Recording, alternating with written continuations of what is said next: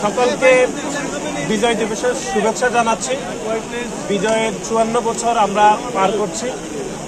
এটা এই বছর খুবই গুরুত্বপূর্ণ একটা বছর বলে আমরা মনে করি। সেটি হচ্ছে বিজয়ের 54 বছরের পরে এসে আমাদের মধ্যে আশঙ্কা জাগ্রত হয়েছে যে গত 2 দশকেরও বেশি সময় ধরে যে আওয়ামী লীগ মুক্তিযুদ্ধের ইতিহাসকে যেরকম বিকৃত করেছে,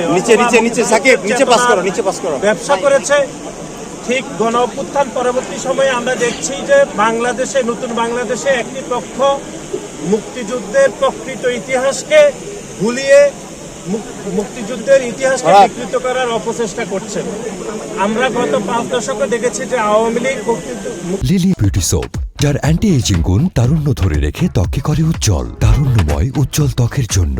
রিমার্ক মুক্তিযুদ্ধের চেতনাকে বিক্রি করে তারা মুক্তিযুদ্ধের একক মালিকানা দাবি করত।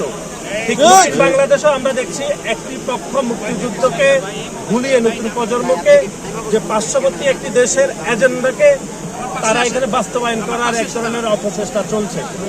আপনারা দেখেছেন যে গত কয়েকদিন আগে যে শহীদ বুদ্ধিজীবী দিবস উপলক্ষে চট্টগ্রাম বিশ্ববিদ্যালয়ের একজন উপাচার্য এরকম একটি দায়িত্বশীল পদে থেকে তিনি মহান মুক্তিযুদ্ধ এবং আমাদের বুদ্ধিজীবী দিবসকে যেভাবে খাটো করেছেন এবং প্রকৃত ইতিহাসকে যেভাবে বিকিয়ে নতুন প্রজন্মকে বিভ্রান্ত করার অপচেষ্টা করছেন, বাংলাদেশ জাতীয়তাবাদী ছাত্রদল এর তীব্র নিন্দা জানাচ্ছে।